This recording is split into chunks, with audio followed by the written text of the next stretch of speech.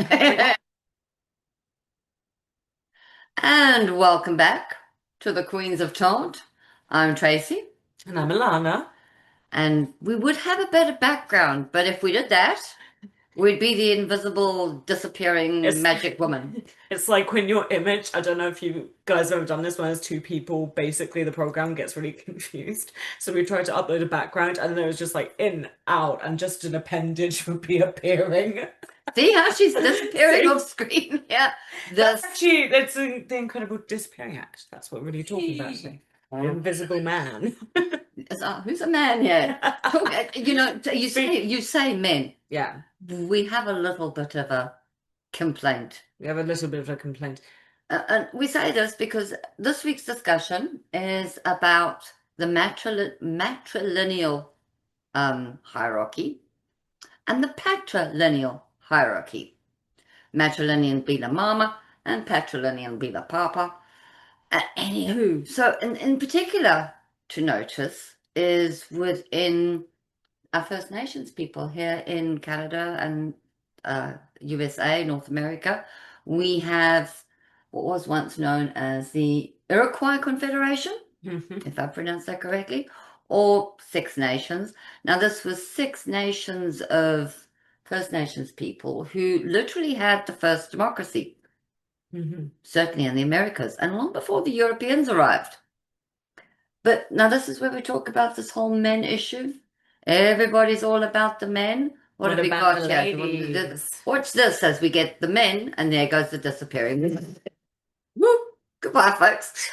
So this is the Six Nations. We haven't actually got the names of the Six Nations here. We'll be attaching a video at the end, so it gives you leads you into Better idea. a better idea. Yeah. It's a 4-minute video and a bunch of links that you might like to look We at. encourage you to watch it though. It's very informative It and it is. packs a lot into just 4 minutes. It does Yeah. too. But in every depiction that we looked for the Iroquois Confederacy, the only people who are painted there are the men. Yeah. You know, So it begs the next question. Well, what about the female role? Right. what about the female role? Patriarchy, our Asian or our Arabic religions are very patriarchal. Hmm. And here again, even when you try and throw a priest in, Hmm. there's a priest that's a man. And I think that if is that a little boy, it might be that's a little boy, There you go. you know. And this is not the way the Iroquois Confederacy actually worked. No, it wasn't actually. And it's No, very no. interesting because actually females have more predominant roles They within this do clan. Yeah. within the hierarchy of the Hmm. Iroquois Confederacy. I'll just grab a screenshot here of of what we've been watching. Is discovering New York suffrage stories of the Howden. Oh goodness gracious Oh me! I'm gosh. social present. How do I pronounce it? Haudenosaunee? You're asking me, I should know I this. know you should. Well, you're still learning about Still that side of learning your about, yeah, family. exactly. So Being British. anyway, Your I'm not father's a going colonizer I and know, all. I know, I'm not going to embarrass myself by trying to say that, but anyway. But this is the story that the 4-minute video is about the story of the woman and the culture of the Iroquois and the Haudenosaunee, whereby their women were central to the governance. Mm. So when it comes to sort of like suffrage or equity for women, they had it over 1,000 years before us Europeans had it. And the weird thing is you've got these priests coming over. And they're now telling the women that they are not equal anymore.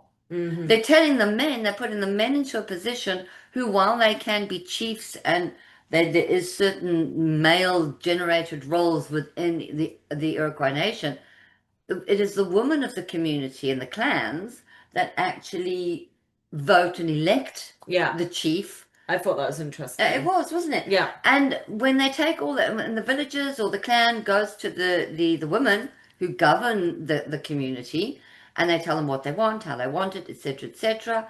And then it's those women in governance who then go to the chief, and they tell him what the people want. Now, if the chief does anything or says anything that's to his own agenda, the girls get to fire him. Yeah.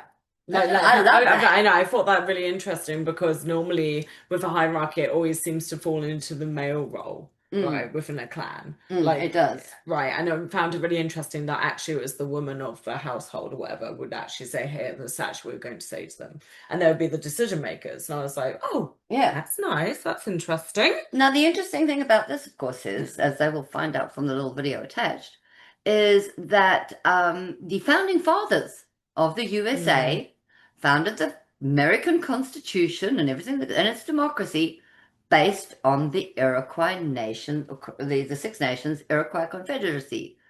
They just took the women out of it. yeah. So automatically that democracy becomes unbalanced. Mm-hmm. Mm-hmm.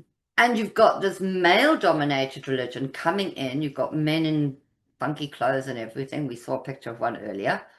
And they're now telling these men that they're in charge of these women and that these clans, the Iroquois nations, are barbarians. Mm-hmm. Now, can you just imagine how that would twist the psyche of the people? Yeah. And how these invaders, literally, you want to know why First Nations people go around being confused about what they're doing and possibly, misled by alcohol, also brought in by the priests. Yeah. Yeah, it was. Priests drank a lot. In Yeah. fact, we all drank whiskey back in the day. Water was foul. Well, that's true. Well, actually, that was like an old saying. It was like, "Oh, consider the beer cleaner than the water." Yeah, pretty much, pretty much. And So, the whole point is you've got this male-dominated religion coming in, mm-hmm. telling what was really a very equitable democracy. The women, while they might not have had schools and stuff like that, they didn't need that. The women were the teachers. Yes. They taught them all about the clans. They taught them, granted, when it came to teaching the boys how to hunt, the men were out hunting. Mm-hmm. But it's not only just that, it's the matrilineal, the feminine section that they've taken out of history as well throughout.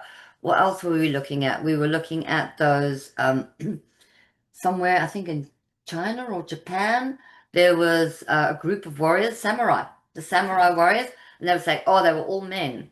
Yet when they actually were the archaeologists were having a go at this, they found that there was like 35 women Yeah. buried with the samurai, and they had all the gear with them. They were samurai warriors, but they were written out of history. Oh. Women are constantly being written out of history. There are still a few matrilineal communities around the world, but they have been so bogged down Yeah. with this concept that man's in charge. And I think the problem, and then I have to ask myself, did they make the one God, Yahweh or Jehovah, or I'm not quite sure what everybody else calls him, did they make him a man because their concept was a man's not going to listen to a woman? Maybe. Which means they don't really trust themselves, they've got to be in charge. Yeah. It's like deep down inside these people, they were born narcissists. Yeah. Well, there are some cultures that still have female gods and goddesses, like Greek culture as The well, Hin- which is nice. Well, they don't have them anymore because they fall under one god. They Oh. used to have male and female gods. So did the Romans. Indigenous still have female gods and goddesses, I think. Hindu.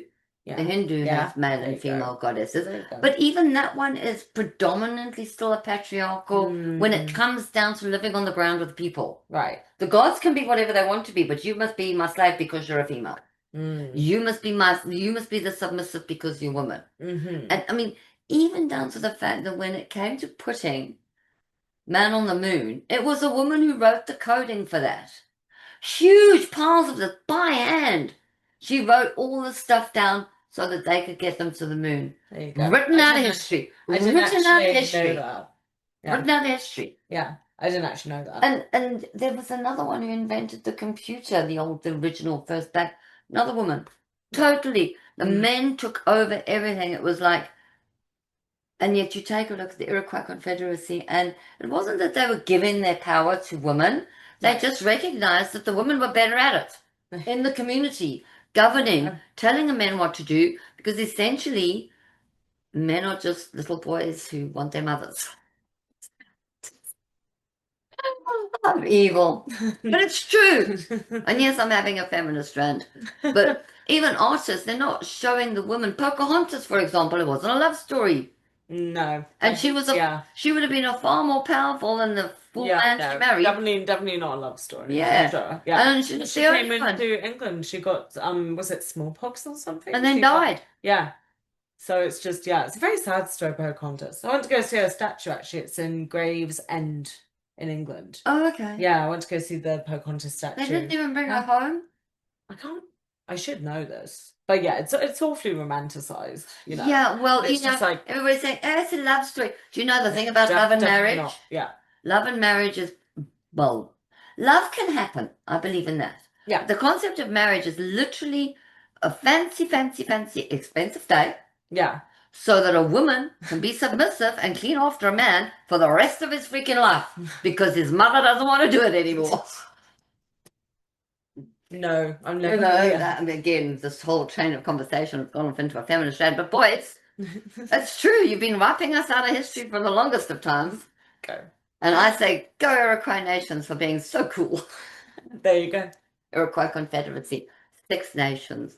Look it up. I will add a link to all the places that we've said about. Yeah. And hey, people, go learn sing. So you don't go.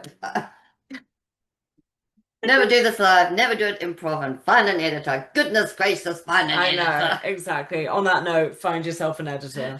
And on that note, I think we're going to say goodbye. Goodbye for now. Cheerio. Thank you very much. And I actually know I love. So I'll tell you what I've actually got to do because I switched off buttons. You just switch off buttons.